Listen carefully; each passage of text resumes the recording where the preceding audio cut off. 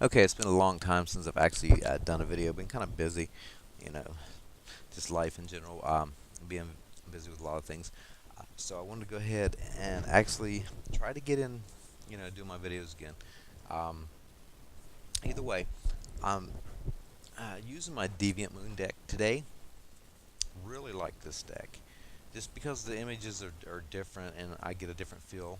Um, and I've had really accurate readings with this deck. So this is what I'm using for today. Anyway, what I came up with was for my daily is the moon, and it's reversed. It's the moon card of the Deviant Moon. A really unique deck. I like this deck a lot. The central card I have here is the Ten of Swords. And I like this because this one's different than most decks that I see, and there is a strong connection with this moon reverse I have here. Um, and then I have right here the Ace of Swords, final card. Now these cards, a lot of days on a daily reading, there's going to be the cards will play out separately for me, but then there's days that they seem to work together as an overall theme. And I think that holds true in basically any reading you do, whether you're using a spread or whatever. There's combinations that seem to work well together, and there's also, individual. You basically have to go with your intuition, what you feel about the situation. But if there's such a strong connection with them, there's definitely going to be a connection that goes on with the cards. Now, first of all, I have an 18 and I have a 10.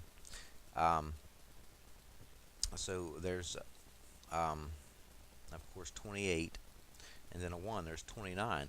29 breaks down to an 11. Which is a master number. And a master number deals a lot with the number 11 itself. It's my personal number. I'm actually 2911, and it breaks down to a 2. But always take a look at that master number. The master number deals a lot with psychic ability, but also ideals. Either having big ideals or something about something that's going on with your life. But when it breaks down to a 2, a lot of times, of course, there's a connection with two different things, two different people that are involved, or two different things that are going on with your life. So, um, this is something such as a relationship or a personal connection with somebody else. There can be an issue that's going on, be it good or bad. It's the same with the tarot cards. No card's good, no card's bad. So this is going to be how this basically works out. I get with the numbers basically what's showing with the cards, whether it's more of a positive or more of a negative type situation. But the 2 is also it's a receptive number. You think about the 2 and the High Priestess, which is very receptive, and there's a strong connection with the high priestess, of course, and the moon card happens to be here, so there's definitely a strong connection there. And the 2 is also having the with the high priestess that very strong intuitive ability, which in all honesty, I've kind of been having I think issues because with making a lot of connections here lately, and I think this is because I'm so used to doing my meditations and so forth, um, and I've kind of fallen off of that, because a lot of it, I think is trying to just dealing with the baby and stuff like that, and it's not. Uh, it's kind of maybe almost an excuse, I think, you know, because it's like anything. If you want it bad enough or whatever, if you try hard enough, you can find a way to make it happen. So, but I think maybe that the few times that he's at rest or whatever, I seem to instead of using that for the meditation, I'm busy doing other things and trying to get other things done.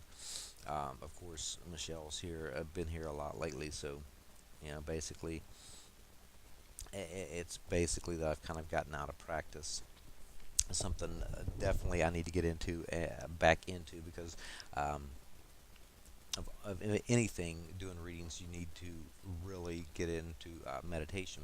This will give your readings a whole lot clearer meaning, um, especially for yourself, because it's more difficult to read for yourself. Anyway, let me get back to this. What I have here, the moon, and it's reversed. Now, being reversed, a lot of times I get with the moon when it's upright, it's to me. Um, because of the original right away meanings with this. It's a lot about deception, and a lot of it's deceiving yourself. You think, you see things in the moonlight that seem to be kind of scary, such as shadows and things, because it's the darkness and the light. Um, the, there's a strong connection with the moon, and also with astrologically the 12th house um, and Pisces, which is about self undoing. But on the reverse side, it also has a strong connection with psychic ability and spiritual connections, and helping people who are down and out, because you find a lot of people in that with a strong Pisces in their chart and so forth, being nurses and stuff like that, people who like to help people that are down. So anyway, um, with this card here, it has two people, they're dancing underneath the moon here, and they've got strings attached. So basically saying, to me, that this is more like puppets. Somebody else is in control, or feeling that way. But reversed, I get when this card comes up for me reversed, it seems it's basically like the sun is getting ready to rise. The nighttime is almost over. The deception is almost, things are becoming clear.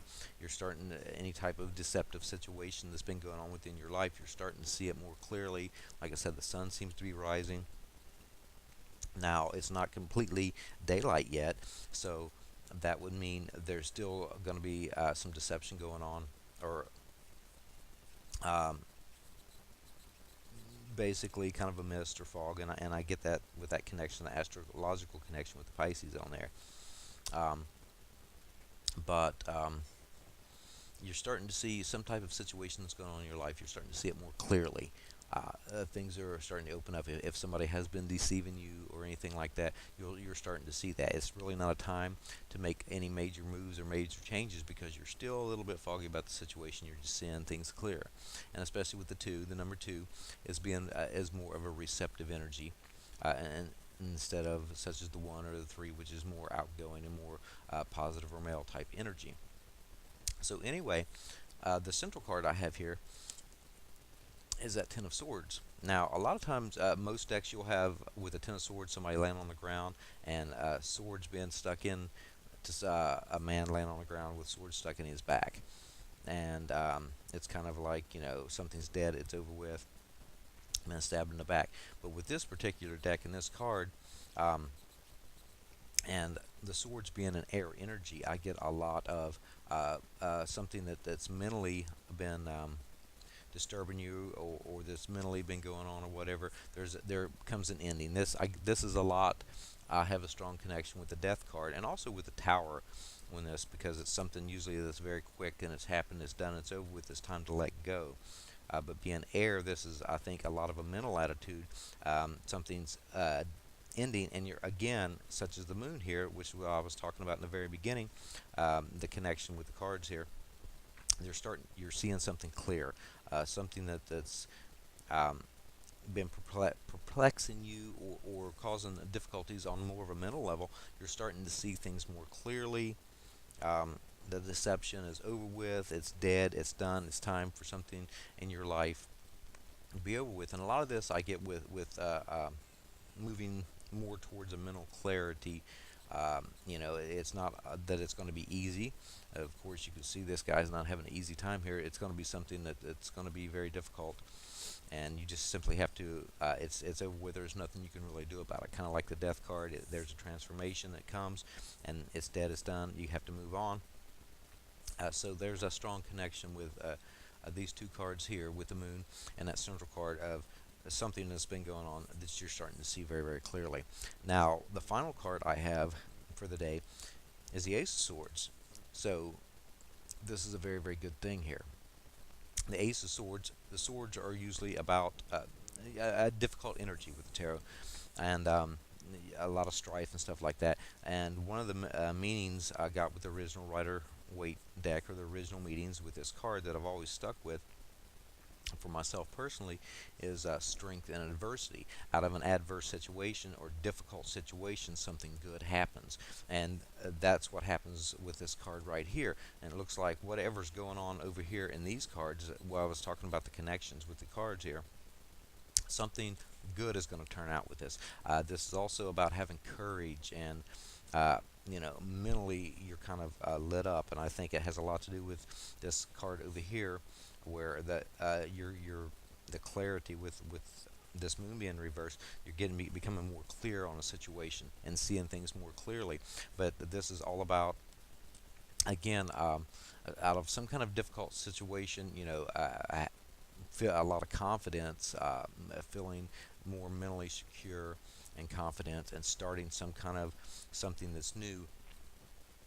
Um, and the first thing that pops in my mind is the number two. So starting something new in some type of relationship or something with somebody. Um, uh, Again, that strength and adversity. I'm not exactly sure who. Now I'm seeing that this is a woman, so there may be a connection there with a woman, some kind of difficulties or something like that, and it turns out to be, even though it's difficult, and there may be some because this is air and it's about communication, some kind of communication difficulty with somebody, and it could be somebody, myself, or somebody around me that's having something that deals with a woman. Um, and for some reason, the crown stands out. In the crown, I get somebody that, which is very important actually with that Ace of Wands, but or swords. I'm sorry, because usually in most cards the crown is over top of it, but this is, I think, maybe somebody who thinks they're higher or better or whatever is the feeling I'm getting. Possibly, like I said, a woman